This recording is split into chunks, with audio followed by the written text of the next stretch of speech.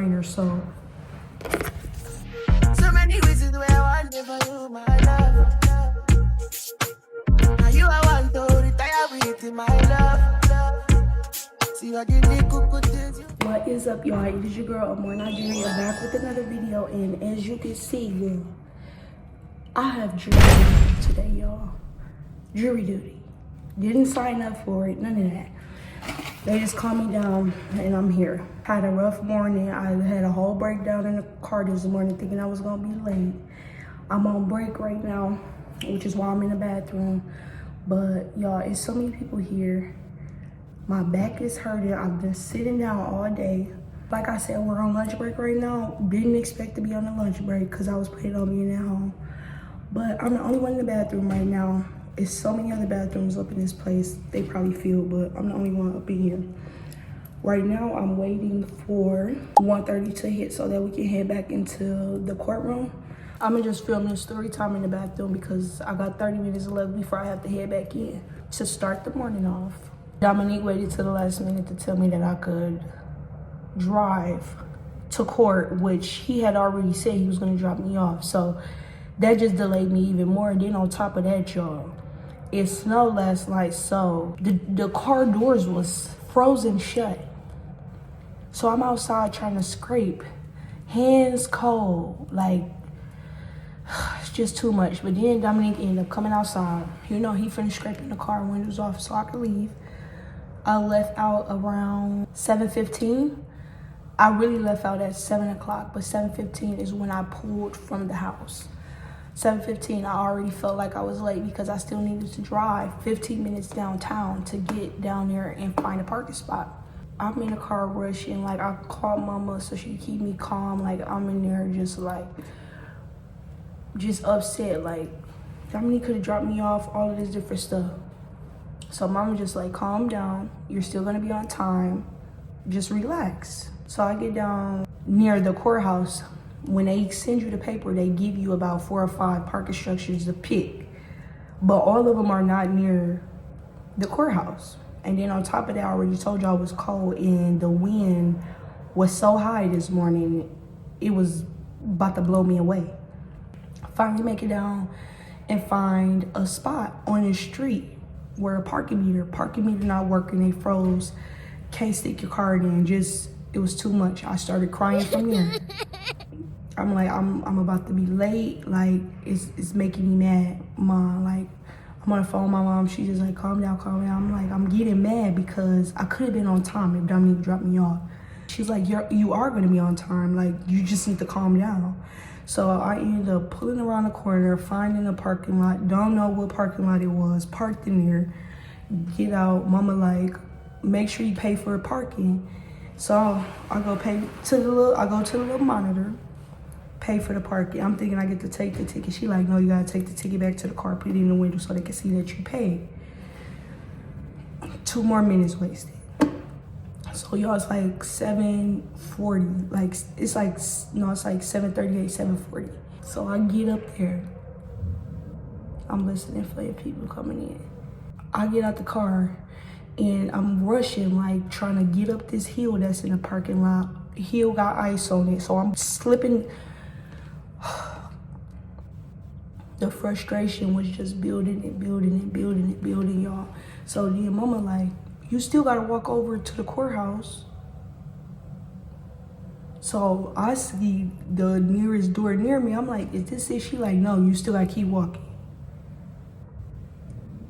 So I get to the door where she tell me to get to, y'all. It's this super long hallway, which I'm like, why do they have this hallway? Super long hallway, stops you right at the metal detectors. People are already moving slow. Mind you, in the pamphlet, they tell you when you serve a jury duty that you need to get there early because it's tons of people that work at the court, tons of people coming down to the court, so it might cause some delays. Y'all, the line was so long. It was moving quick though, but people was making it longer by not taking off the stuff. It's a metal detector, let's be real here. Take the metal off. So they take the metal off.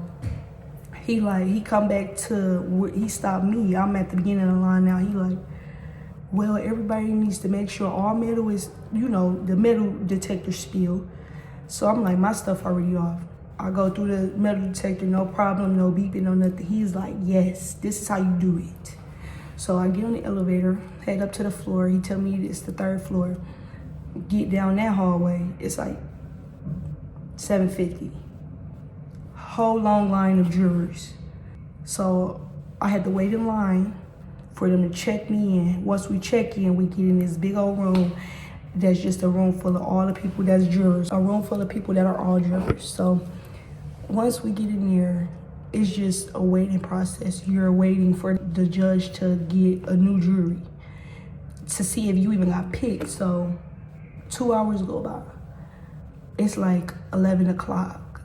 And the lady comes back in like over the intercom, like, if you hear your name, get all of your belongings and then come line up on the outside by your number so then you can head upstairs. So the whole time I'm praying, like, please don't let me be able to go. Please don't make me go. Please don't make me go. Guess what? You know what the lady said on the intercom? Number 17, Nigeria Bullocks. I just started packing my stuff. I said, you know what? You can't win for losing. So then I get down there, I get in the hallway. All the jurors that they done call is, mind you, they start with 30 people. So they done call 30 people. You line up under your number. They have numbers on the wall. You go stand under your number. They double check that everybody's there that they called. Then after you get double checked, they take you with a deputy to the actual courtroom. They line you up at the courtroom again. You have to go in numerical order. Numerical. You gotta go in order. So we line up in order again. He's like, okay, I'm just coming through, checking the names again, make sure y'all in the right spot. Bam. I'm like, okay. He like, okay, I'm gonna go in, check and see if the judge is ready for you guys. She's like, okay, he come back out. He like, okay, she's ready. We go inside, y'all. Straight out of like Judge Mathis, Judge Judy, Judge Toller, all of that.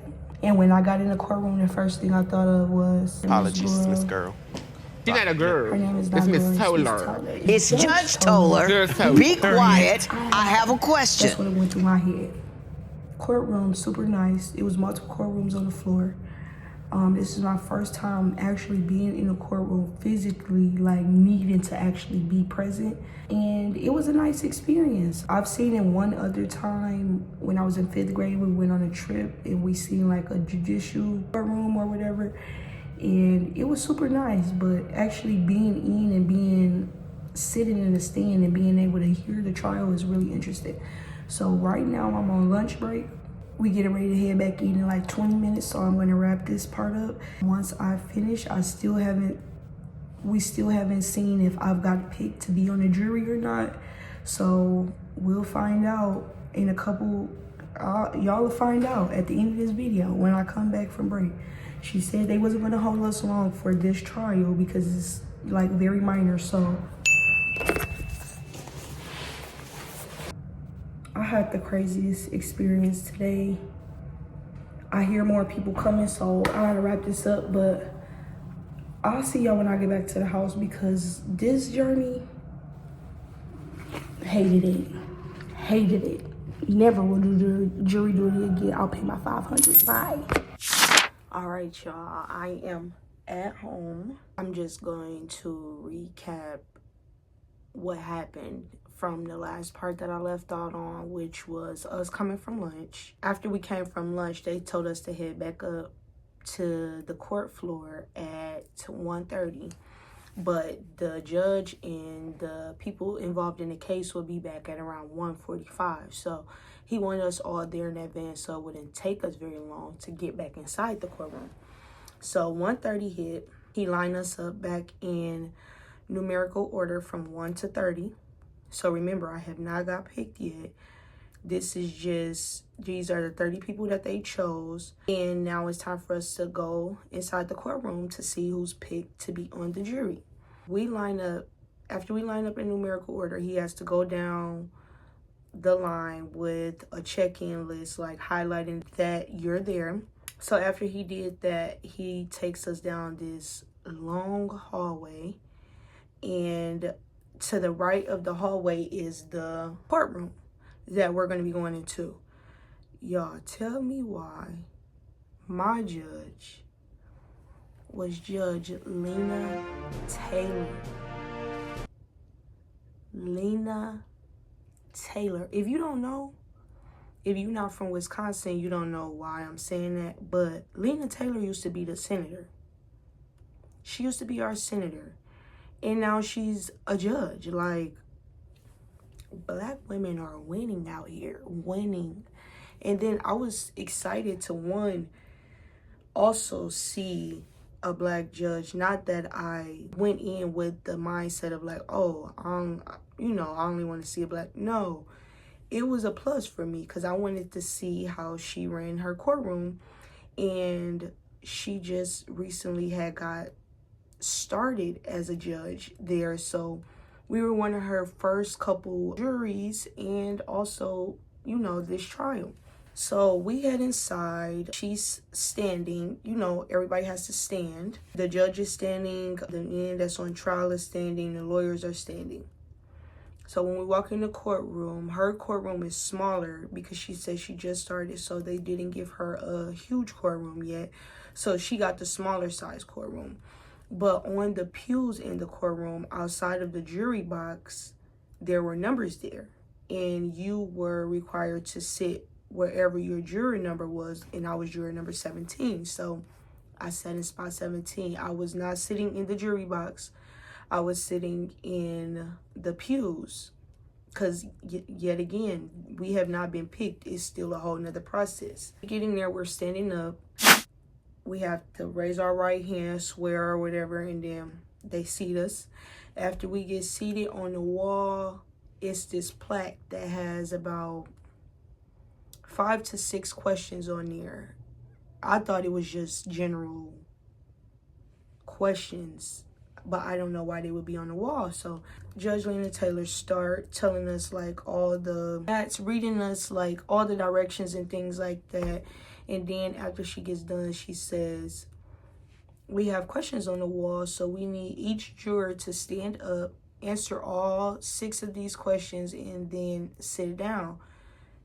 They let us know, like, we're not trying to get in your business or anything, but this helps us eliminate people when we're trying to figure out who we want on the jury. The first question was first and last name. 2 was marital status. 3 was occupation, and if you was married, what was your spouse's occupation? I think number 4 was like any run-ins with the law, like any type of stuff like that. I said no, but it was multiple people in the courtroom that had run-ins with the law, so it was very interesting to see. And then the last one was like hobbies.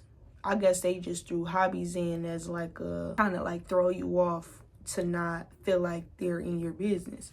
Get through everybody, and y'all, about 8 people up in the courtroom that got picked in the 30 for the jury had DUIs. In my mind, that automatically canceled them out because we're in a DUI case. Those people could be biased in this trial because they've already experienced going through something like this before. In my mind, they were marked off. Then they went on to ask, like, if the trial is held out longer than the 2 days we have to be there, will we be available? Will it affect schooling? People had kids, all that different stuff. Luckily, I was off work all week, so I had no choice but to be there. After we do that part, they go through everybody and they're asking questions. After everybody answered the questions, the judge and the lawyers and stuff went back into her chambers and discussed like the questions that they asked us. I'm pretty sure for certain people. So they discussed that really quick. Then they came back out, sat down. Then the judge was like, okay, the lawyers are passing back and forth a roster with everybody's name on there, and they're ruling out people so they can figure out who their jury will be. So we're waiting there, y'all. The whole time in my head, I'm just praying like, please don't pick me, please don't pick me, please don't pick me, please don't pick me, please don't pick me, please don't pick me. So the last lawyer hand over the roster to the bailiff, which is the police officer that's in the courtroom, and then he handed to the judge. She started reading off the juror numbers. So she was like, if you are picked, if I say your number, please stay standing. Everybody else that's sitting down, after I'm done calling everybody, you guys can dismiss and go back up to jury management, which then they give you like a work excuse. If you need a work excuse, you get paid for the jury duty, not right then and there, but they give you like a little slip. I'm gonna show y'all the slip in a minute, but they give you a slip and they dismiss you and let you know if you gotta come back tomorrow, or the next time you'll come back is in I think she said 4 to 5 years or 4 to 8 years, something, 4 to 5 years. She starts reading off the numbers. Y'all, remember, I'm juror number 17. Angelina Taylor says, juror number 17, heart instantly started beating. I got nervous because now I'm actually on the jury. Like, I'm counted as one of the 14 people that's on the jury. So she dismissed everybody else that did not get picked. You know, she let them know, like, maybe this case is not for you, blah, blah, blah. We'll have you back sometime down the line if we need help, whatever. Those of us that got picked are looking around at each other like, that's my luck. And we just laughing at each other like, huh? Like, the bailiff is the police. He takes us out of the courtroom and he takes us upstairs to the jury room. Y'all, the jury room is this very narrow hallway. We have to walk in the line, and then it's 2 flights of little, like, 6 stairs to go up, and then it's these 2 little rooms. So he took us to the room to the right. It's very small. You know, it's 14 chairs in there. I say 14 only because they have 2 additional people come just in case somebody decides not to show up. We all in the room just sitting down. The bailiff, somebody that got picked, like 4 people that got picked, ended up still leaving out trying to go up to jury management. So he had to go get them. So we had to wait additional time until he went to get them. So he come back upstairs with them. He's like, I'm waiting for the judge to tell me she's ready for you guys, and we'll start from there. So he passed around the roster, and sure enough, he's like, write your number down next to your name. So when we come in tomorrow, they'll call you, remind you the night before, and let you know the details on where you need to meet, all this different stuff. So we're passing around the paper. In my head, I'm just like, I'm trying to figure out, how did they pick us? Did they highlight our name? Did they circle our name? Like, what did it look like when they was passing that paper? So when it got to me, it had the number slot, and then it had your name. But first it had your juror number right before your name. So it was like juror number 17, and then it was circled. Everybody got picked, the juror number was circled. So we signed that, we did that. He's like, okay, the judge is ready for y'all. Come in. We get seated in the juror box, swear in, sit down. We listen to the open statements. Mind y'all, the open statements got me. Like, I was pulled in. I was interested in what was going on. I remember the man's last name, but I'm going to just use Mr. Perkle. Mr. Perkle. The opening statement starts basically trying to make him look guilty. So Mr. Perkle was supposed to be found by 2 police officers in a parking lot, asleep at 5 a.m. He wasn't parked the correct way in the parking spots. The parking spots were horizontal. He was parked vertically. So he was parked across multiple parking spots. So he was asleep in the car on the driver's side with the keys turned, the ignition turned on, with the headlights on, and the car running.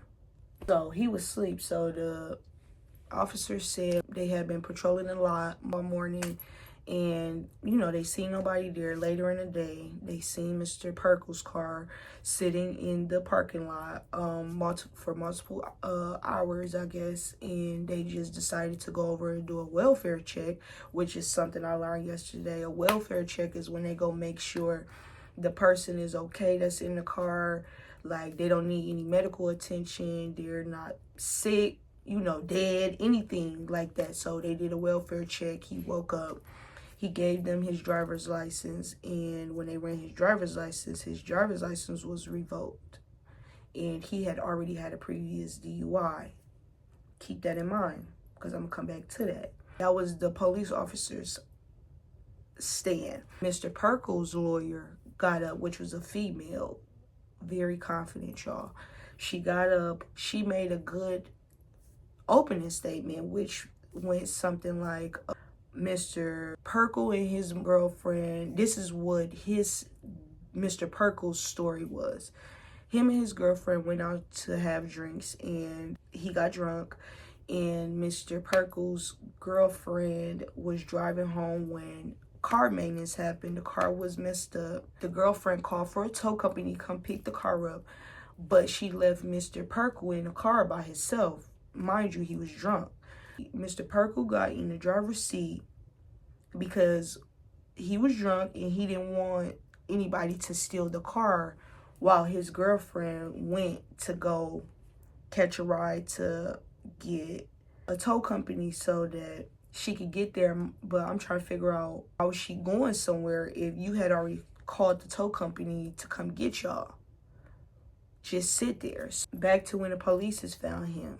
That was his side of the story. He basically said he was drunk, he wasn't driving, and he was slumped over asleep because he was drunk. But he did not operate the vehicle. So, of course, they have to try to prove that he did operate the vehicle. And she was like, but the police have no evidence that he actually operated the vehicle. They just seen him in the car with the keys turned on and the lights on, and he was asleep.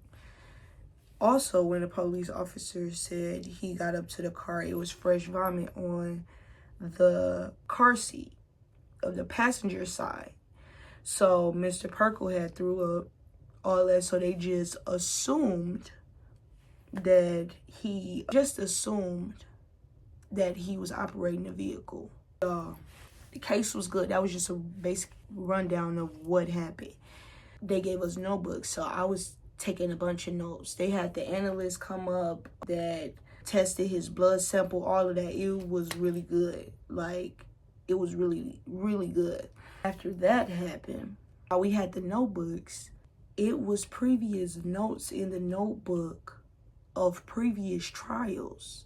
The person who had my notebook was on a homicide case, y'all. Like, when I say the notes that they had in there was, like, some were graphic, very detailed to the point, like, from minute to minute. Like, one of the examples was, like, weapon was held up at 5 p.m. and they started naming everything from there. So, very detailed, like, very interesting. The whole experience was interesting. So, after we take our notes, the lawyers are like, she said objection for something. She said we need to deliberate really quickly because something that was on the stand was not supposed to be said. So they went into deliberation with the judge. Bailiff escorted us out of the courtroom, put us back in a room. So we had to wait to see what was going on with what we was trying to figure out what she was talking about and why she, just stopped the trial. Waiting in the room, and y'all, Judge Lena Taylor come out of the courtroom and she's like, you guys, it was a mistrial. I'm gonna put the definition of a mistrial down here at the bottom in case you don't know what it is. But basically, when the police officer got up there and Mr. Perkle's previous convictions, that was not allowed because the police officer was giving us his side of the story, but while he was doing that, he was also making Mr. Perkle look like this is something that he's done repeatedly. Because remember, he mentioned that his license was revoked, and he also mentioned that Mr. Perkle already had a previous DUI.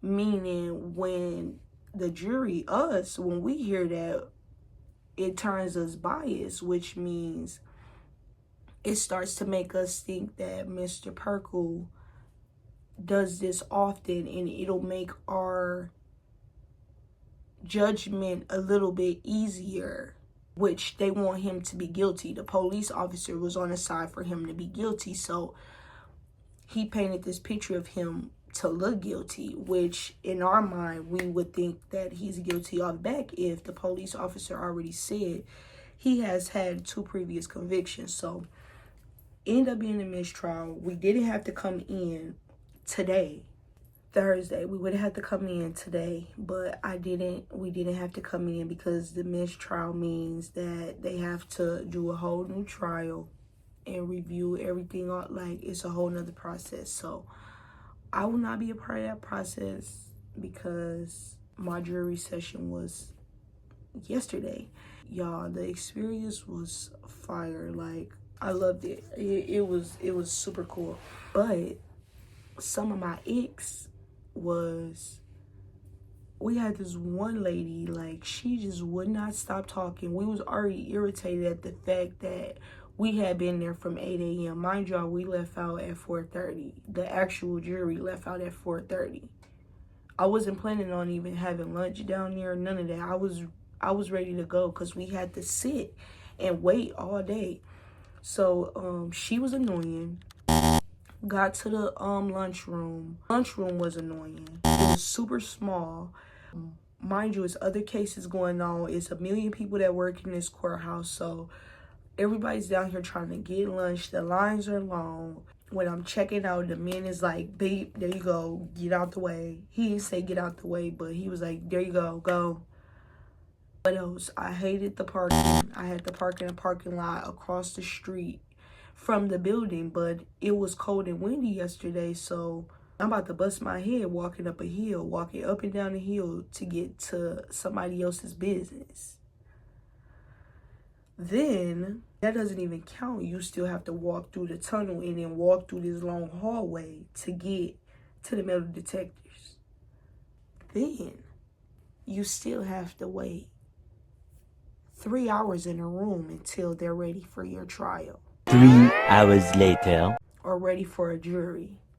And then my last ick was probably them asking dumb questions in court. Just making the trial longer. The lady that I said was being annoying, steady talking, she kept interrupting the judge. She kept interrupting the judge, interrupting the lawyers, kept saying, like, "I gotta go get my kids at 5. I won't be able to be here.